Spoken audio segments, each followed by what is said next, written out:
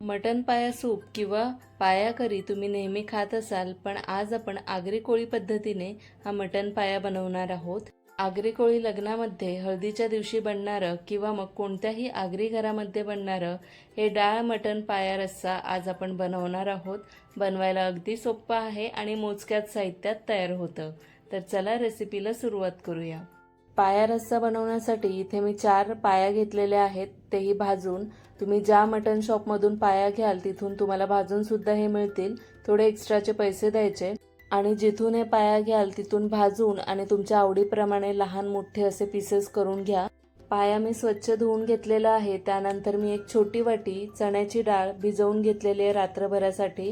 4 ते 5 तासासाठी ही डाळ तुम्ही भिजवून घेऊ शकता.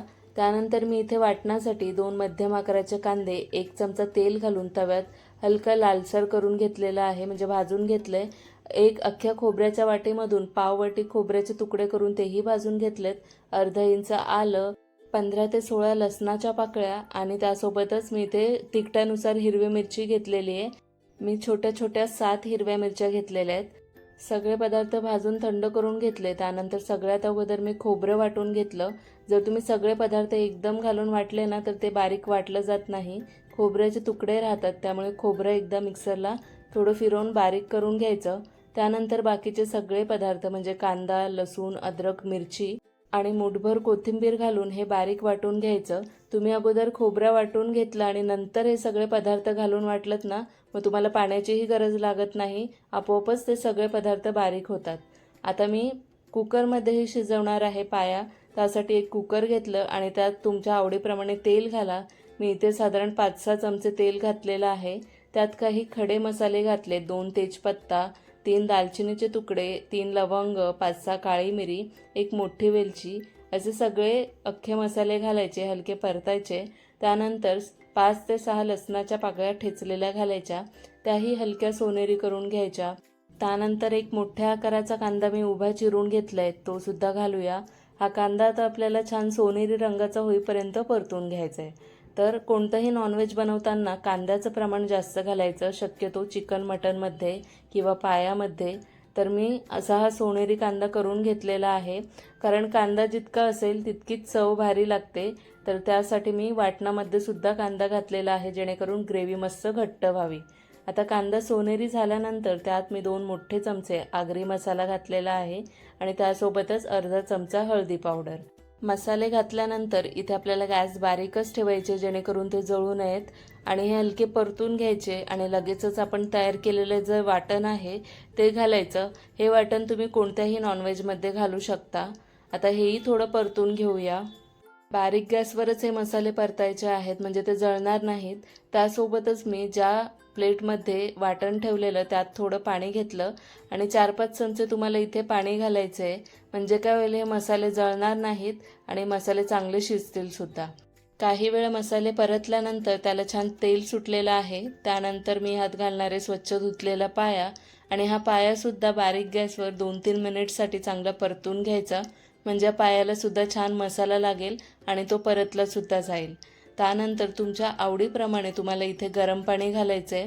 पाया शिजता शिजता यातलं पाणी आटणार सुद्धा आहे, त्यानुसार अंदाजाने पाणी तुम्ही इथे घाला आणि गरम पाण्याचाच वापर करायचा आहे. जर तुम्ही साधं पाणी वापरलं तर मग ती मसाल्यांची चव हवी तशी येणार नाही, त्यामुळे शक्यतो गरम पाण्याचाच वापर करायचा आहे.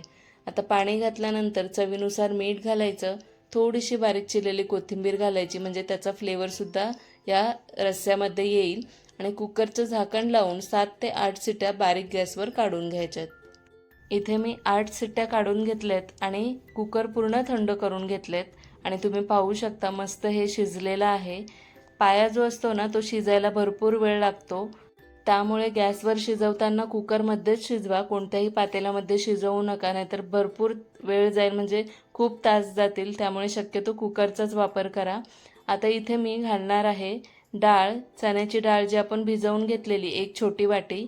तर त्यापेक्षा कमी डाळ तुम्हाला घालायची असेल तर घालू शकता किंवा स्किप करायची तर करूही शकता. पण ही डाळ घालून हा पायाचा रस्सा जो आहे तो खूप जबरदस्त लागतो आणि आगरी पद्धतीने बऱ्याचदा असाच बनवला जातो. त्यामुळे तुम्ही अशा पद्धतीने नक्कीच बनवून पहा. डाळ घातल्यानंतर मी थोडंसं पाणी अजून घातलं, कारण शिजायला अजून पाणी लागेल आणि चवीनुसार मीठसुद्धा घातलं, कमी होतं म्हणून. आता पुन्हा कुकरचं झाकण बंद करून ह्याला पुन्हा 4 ते 5 शिट्ट्या काढून घ्यायच्या आहेत. बारीक गॅसवर 4 शिट्ट्या काढून मी कुकर पूर्णपणे थंड करून घेतलं आणि तुम्ही पाहू शकता हे पाया जे आहे ते मस्त शिजलेलं आहे. डाळसुद्धा परफेक्ट शिजलेली आहे.